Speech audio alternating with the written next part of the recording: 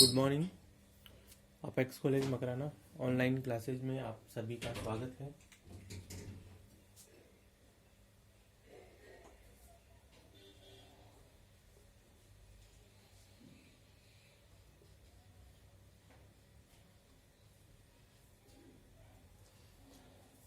देखिए, आज हम बात करेंगे यूनिट सेकंड की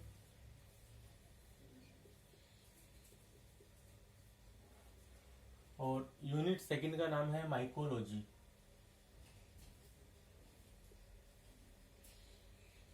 माइकोलॉजी मतलब कवक विज्ञान।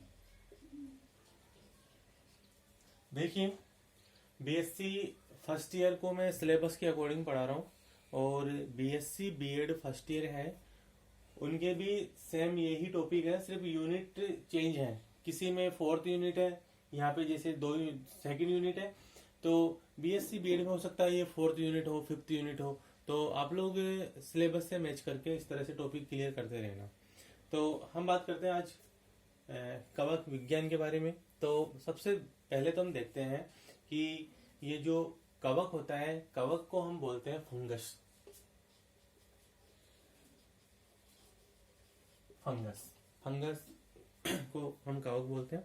देखिए, कवक आप सभी लोगों ने देखा होगा, अचार जो होता है, अचार जैम्स जेली वगैरह जो भी होती है, उनके ऊपर जब हमारा अचार खराब हो जाता है तो उसके ऊपर थोड़ा सा नीला नीला हरा हरा जो कुछ पदार्थ जम जाता है, वो कवक ही होता है, वो फंगस ही होता है।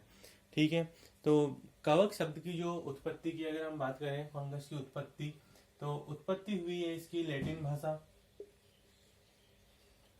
भाषा के फंगस शब्द से इसकी उत्पत्ति हुई है कवक की। और जिसका शाब्दिक जो अर्थ होता है, अगर इसका अर्थ की हम बात करें तो इसका अर्थ होता है छत्रक या मशरूम आप सभी ने देखा होगा। ठीक है, तो ये जो मशरूम होता है वो कवक ही होता है। अब देखिए, विज्ञान की वह शाखा जिसमें कवकों का विस्तृत अध्ययन किया जाता है उसे हम माइकोलॉजी या कवक विज्ञान कहते हैं। और माइकोलॉजी जो शब्द है, माइकोलॉजी ये दो शब्दों से मिलकर बना होता है, एक माइकेस और एक लोगोस। माइकेस का मतलब होता है मशरूम, लोगोस का मतलब होता है अध्ययन। तो विज्ञान की वह शाखा जिसके अंतर्गत हम मशरूम का अध्ययन करते हैं या कवकों का अध्ययन करते हैं उसे हम क्या कहते हैं, माइकोलॉजी या कवक विज्ञान। और कवक विज्ञान के जो जनक हैं वो है एंटोन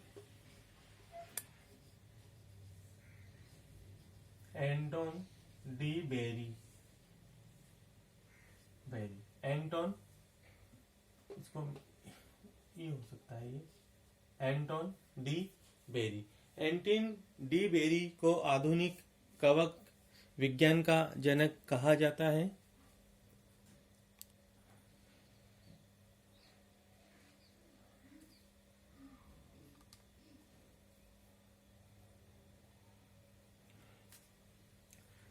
अब देखिए, अब हम बात करते हैं कवक के सामान्य लक्षण के बारे में।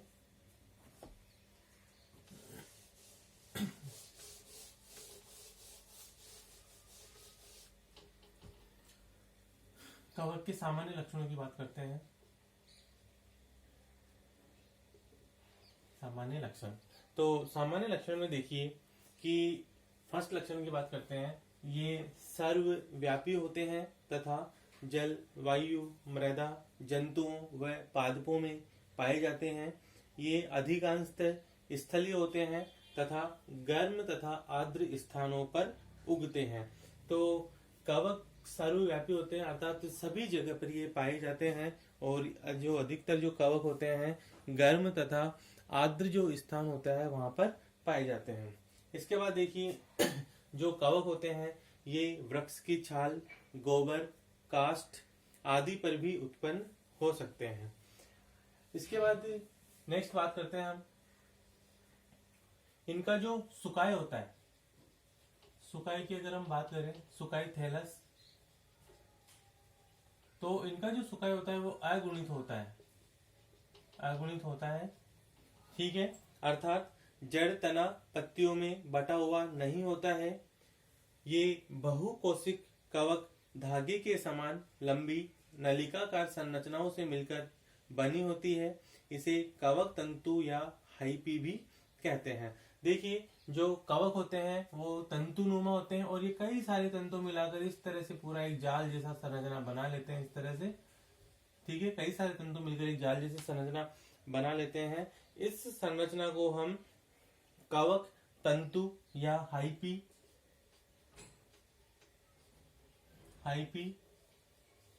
कवक तंतु या फिर इसे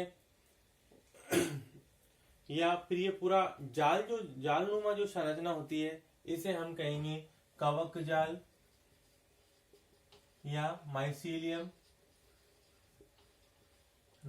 कहते हैं। तो देखिए कई सारे जो कवक तंतु होते हैं उन्हें तो हम कहेंगे हाइपी, और ये पूरा एक जाल जैसी संरचना बना लेते हैं उसे हम कहेंगे कवक जाल या माइसीलियम कहते हैं। इसके बाद देखिए नेक्स्ट लक्षण की बात करते हैं। कवक तंतु पट्टहीन वह बहुकेंद्रिक होते हैं और ऐसे कवक तंतु संकोशिक कहलाते हैं। तो जो कवक तंतु होते हैं, ये मान लीजिए कोई कवक का कोई तंतु है, ठीक है। तो जो अधिकतर जो कवक तंतु होते हैं वो पट्टहीन होते हैं। इनमें किसी भी तरह का, इस तरह से ये होते हैं इनमें पट्ट, तो इनमें किसी भी तरह का पट्ट नहीं पाया जाता है, लेकिन कुछ कवक होते हैं उनमें पट्ट भी पाया जाता है, ठीक है। तो आगे मैं बताऊंगा जब कवक का इनका थैलस के बारे में पढ़ाऊंगा। तो इसके बाद देखिए कवक तंतु की जो कोशिका भित्ति की अगर हम बात करें, कवक तंतु की कोशिका भित्ति, नेक्स्ट पॉइंट, कवक तंतु की कोशिका भित्ति। अगर कोशिका भित्ति की अगर हम बात करते हैं तो कोशिका भित्ति बनी होती है इसकी काइटिन की बनी होती है, काइटिन की बनी कोशिका भित्ति होती है। इसके अलावा कुछ कवक होते हैं जिनमें सेल्यूलोज भी पाया जाता है, कुछ कवक में सेल्यूलोज भी पाया जाता है। और जिनमें सेल्यूलोज पाया जाता है उनके एग्जाम्पल है फाइटोप्थोरा,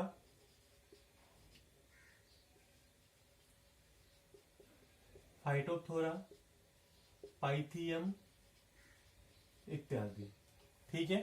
तो अगर एग्जाम में क्वेश्चन आता है कवक की कोशिका भित्ति किसकी बनी होती है, तो उसमें आपको काइटिन ही करना है, ठीक है। ये तो अपवाद स्वरूप है कि फाइटोप्थोरा और पाइथियम है, उसमें सेल्यूलोज पाया जाता है। देखिए कवक कोशिका झिल्ली से बहिर्वलन बनाते हैं। देखिए ये मान लीजिए कोशिका झिल्ली है, ये कोशिका भित्ति है, ठीक है। कोशिका भित्ति के अंदर ये कोशिका झिल्ली है। कोशिका झिल्ली से इस तरह से बहिर्वलन बनते हैं, इस तरह से जो बहिर्वलन बनते हैं, ठीक है। इन बहिर्वलनों को हम कहेंगे, ये होते हैं बहिर्वलन। इन बहिर्वलनों को हम कहेंगे लोमोसोम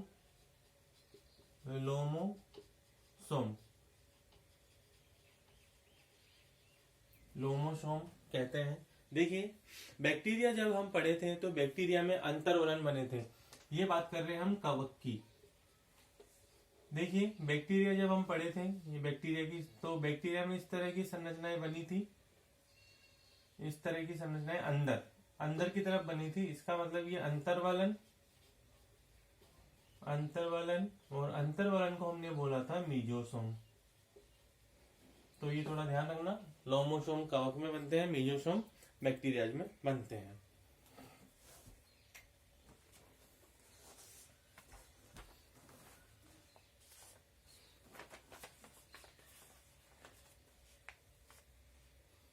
देखिए इसके बाद देखते हैं नेक्स्ट।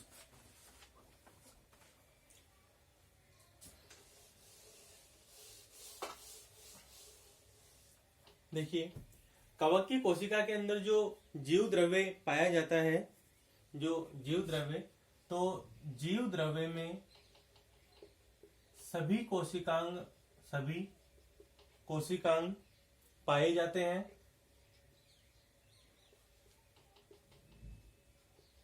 कोशिकांग को बोलेंगे सेल ऑर्गेनल्स। कोशिकांग पाए जाते हैं। इसमें कवक होता है, उसमें क्लोरोप्लास्ट अनुपस्थित होता है, क्लोरोप्लास्ट एब्सेंट होता है, एब्सेंट होता है। इसके बाद देखिए इनमें जो संचित भोजन होता है, स्टोरेज फूड, संचित भोजन, स्टोरेज फूड, संचित भोजन होता है इनमें ग्लाइकोजन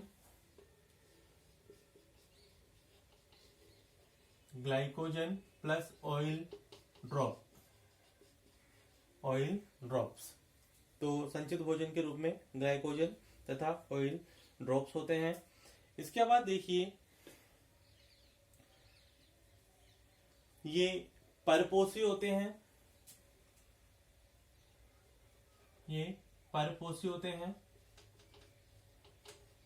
परपोषी होते हैं जिसमें मृतोपजीवी, परजीवी तथा सहजीवी सम्मिलित होते हैं। तो परपोषी अर्थात ये दूसरे जीवों से अपना भोजन ग्रहण करते हैं। इसके बाद देखिए इनमें कायिक, अलैंगिक व लैंगिक जनन होता है। जनन इसमें तीनों प्रकार का होता है। कायिक जनन भी होता है, vegetative reproduction, asexual reproduction and लैंगिक जनन, vegetative, asexual and sexual reproduction. तो ये कुछ लक्षण थे कवक के, सामान्य लक्षण। अब हम बात करते हैं कवक के आवास की। तो नेक्स्ट हेडिंग रहेगा हैबिटाट।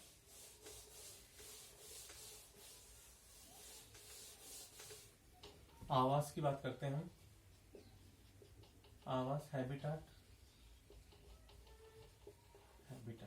देखिए कवक एक सर्वव्यापी समूह होता है। इसके सदस्य प्राय उन सभी स्थानों पर पाए जाते हैं जहां जीवित या मृत कार्बनिक पदार्थ एवं नमी उपस्थित रहती है। इन्हें हम आवास के आधार पर इन्हें हम दो भागों में बांट सकते हैं। आवास के आधार पर इन्हें दो भागों में बांट सकते हैं। फर्स्ट की बात करें हम तो जलीय कवक,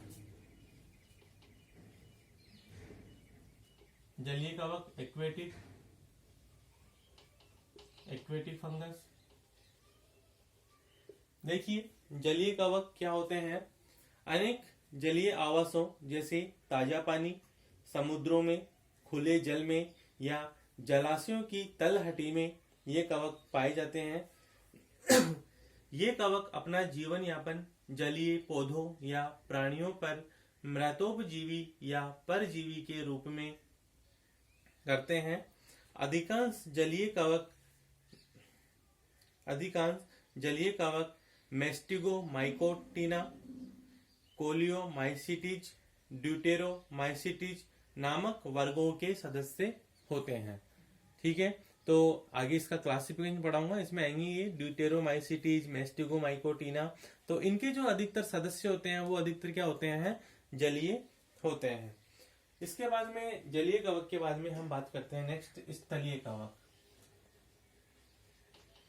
स्थलीय कवक, टेरेस्ट्रियल फंगस। देखिए स्थलीय कवक क्या होते हैं, स्थलीय जो स्थल पर पाए जाते हैं। अब स्थल पर देखिए सबसे पहले हम बात करते हैं स्थलीय कवकों में मृदा कवक, सॉइल फंगस। ठीक है।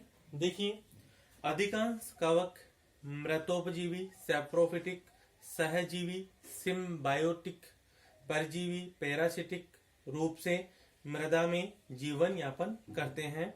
इन्हें मृदा आवासी कवक भी कहते हैं। कुछ कवक पौधों की जड़ों में भी पाए जाते हैं। इन्हें मूल आवासी कवक कहते हैं। कुछ कवक होते हैं जो गोबर में भी पाए जाते हैं। ठीक है। गोबर में अगर जो कवक पाया जाता है उस कवक का नाम है पाइलोबोलस। पाइलोबोलस, ये पाइलोबोलस जो कवक है ये पाया जाता है गोबर में, गोबर के ऊपर या गोबर में पाया जाता है पाइलोबोलस कवक। इसके बाद देखिए, मृदा कवक के बाद में हम बात करेंगे सहजीवी कवक की।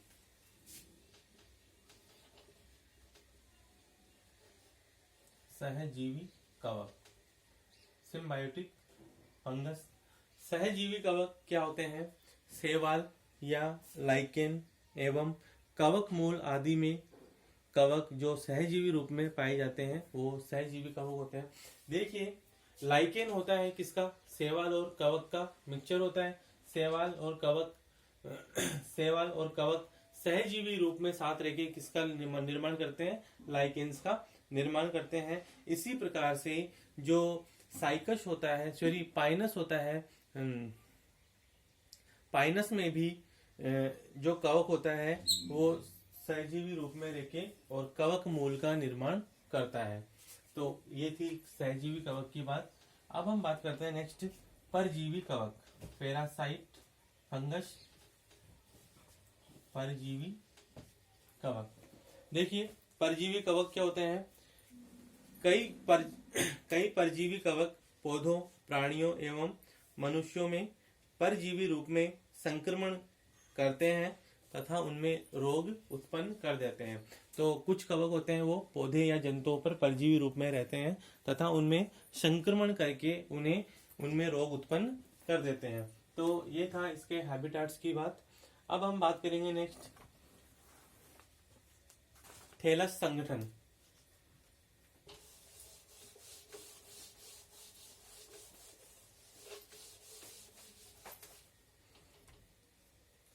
नेक्स्ट सुकाय संगठन।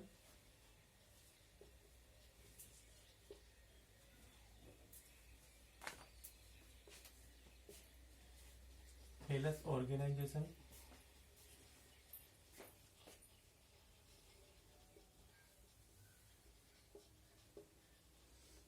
Thallus organization. देखिए, कवकों का जो शरीर होता है वो सुकाई कहलाता है। जो सुकाई का मतलब जो शरीर जड़ तना व पत्तियों में विभेदित नहीं होता है उसे हम सुकाई कहते हैं। और कवकों में मुख्यतः दो प्रकार के सुकाई पाए जाते हैं। एक सुकाई वो पाया जाता है जिसमें कवक जाल रहित होता है और एक कवक जाल युक्त होता है। तो फर्स्ट हम बात करते हैं जो सुकाई के दो प्रकार हैं।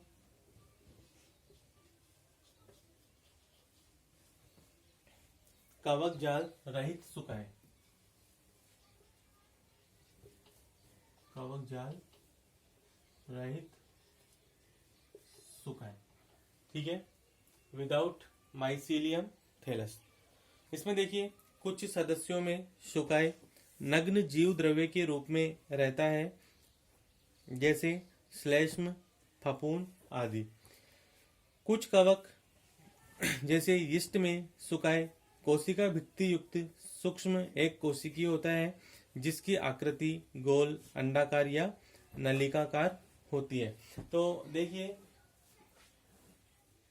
हमने बात की थी कि जो कवक होते हैं, अधिकतर जो कवक होते हैं उनका थैलस कैसा होता है?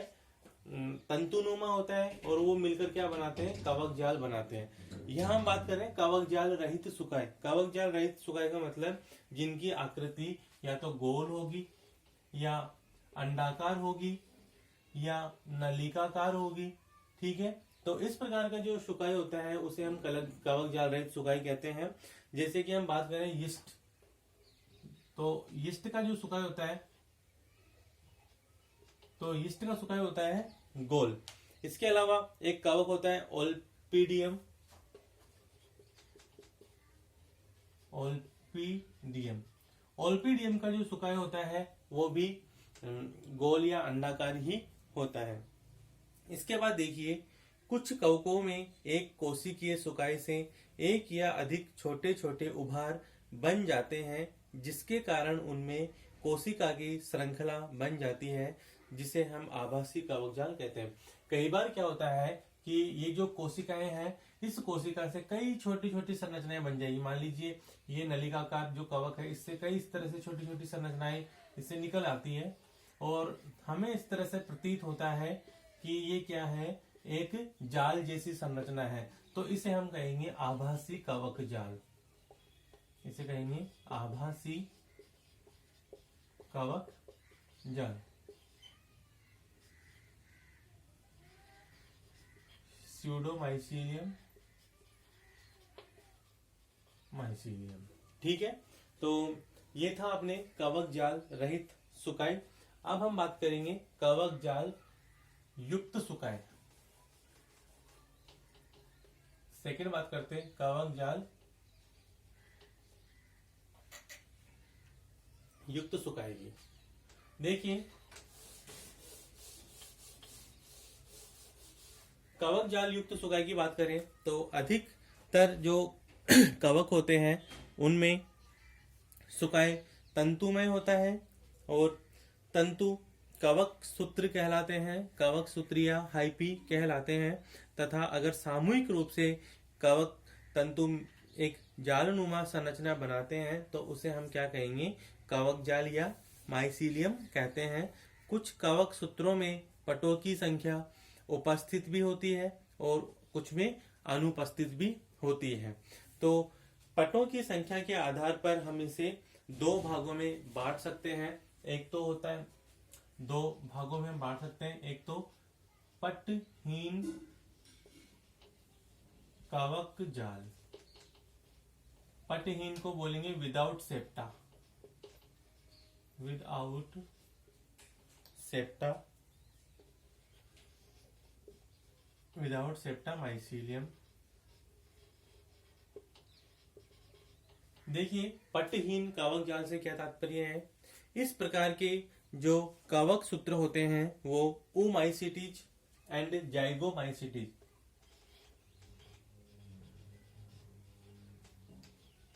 माइसिटीज एंड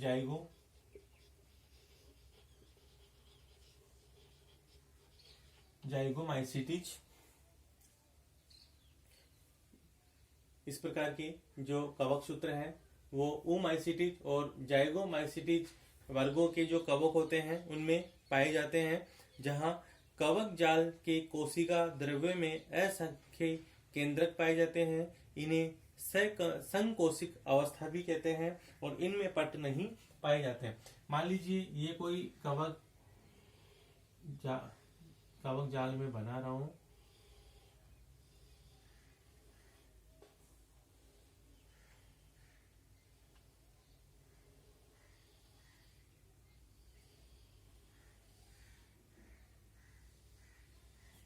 ठीक है। इसमें किसी तरह का कोई पट नहीं है और इसमें असंख्य क्या होते हैं, केंद्रक होते हैं, असंख्य केंद्रक होते हैं।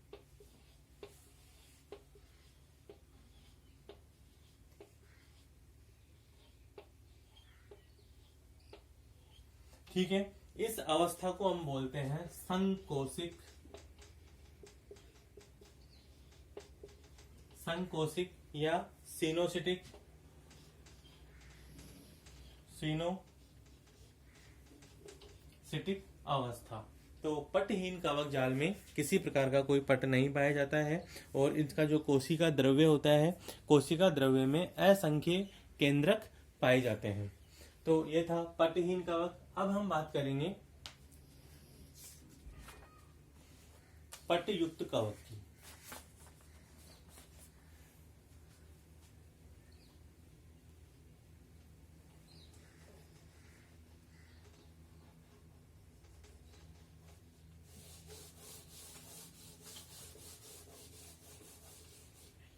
पटयुक्त कवक जाल, सेप्टेट माइसीलियम। देखिए सेप्टेट जो माइसीलियम होता है वो एस्कोमाइसिटीज और बेसिडियोमाइसिटीज, एस्कोसिटीज एंड बेसिडियोमाइसिटीज जो वर्ग हैं उनके सदस्यों में पाए जाते हैं। और इनमें जो कवक सूत्र होते हैं वो पट युक्त होते हैं और पटों के कारण कवक सूत्र कई खंडों में बंट जाते हैं और प्रत्येक खंड में एक, दो या अनेक केंद्रक होते हैं। तो इसमें क्या होता है कि ये जो कोई कवक सूत्र है, ये मान लीजिए मैंने ये कवक सूत्र बना दिया,